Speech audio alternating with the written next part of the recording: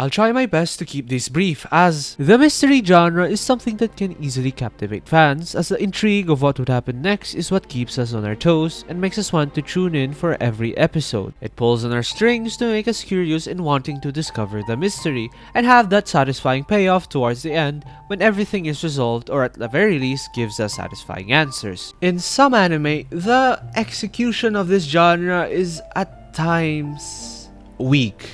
At least in my opinion. Erased is one of those shows that easily comes to my mind when it comes to these kinds of flaws. It had great setup for a murder mystery, but all of it fell flat and pointless when the payoff in the end was not satisfying whatsoever. Unless you're someone that really enjoys NTR.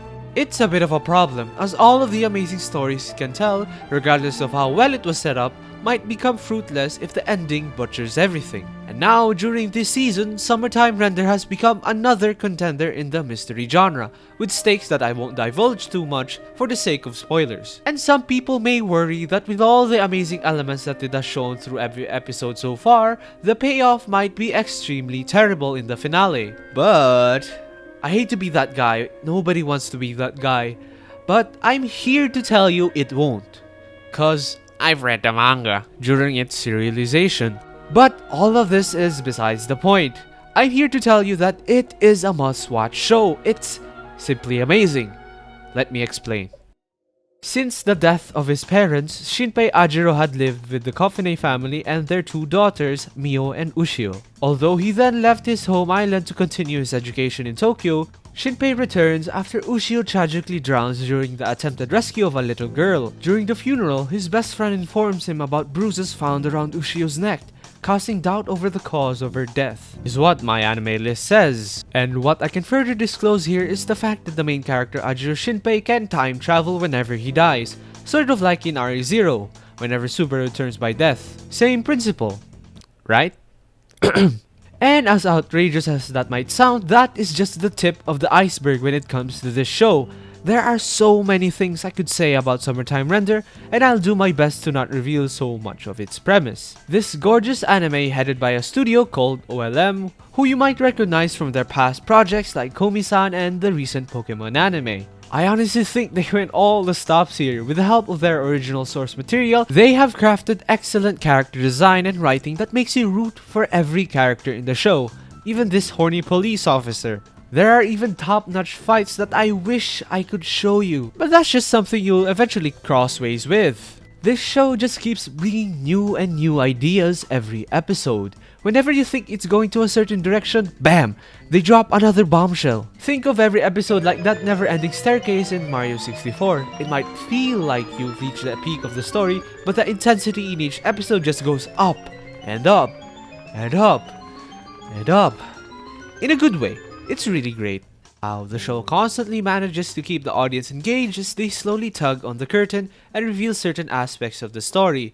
They all handled it really well, recalling to past events that may have happened in the episode beforehand while showing different perspectives during each significant event, and wraps all of that up in a neat package. If that still hasn't convinced you, then I'll even summarize the first episode, but very poorly.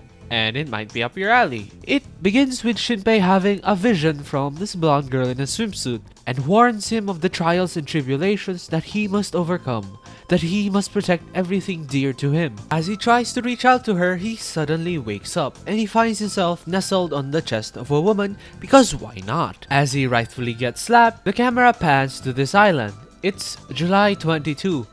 Turns out he is coming to the funeral of his childhood friend Ushio, who's actually the same individual that just appeared in his dream. Then the panty shot, I guess. Let's just fast forward a bit, yada yada, funeral stuff. Then as the next day rolls out, it turns out that a family had gone missing. And not just any family, but one that had the child which Ushio sacrificed their life for. Shinpei, along with his not related by blood sister Mio, starts to dip their toes in this matter. The duo investigate and it eventually leads them to this shrine.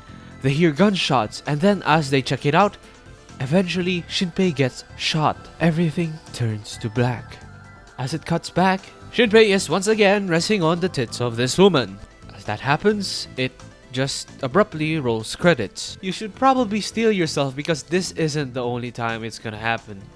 That probably could have been better, but that is the gist of it.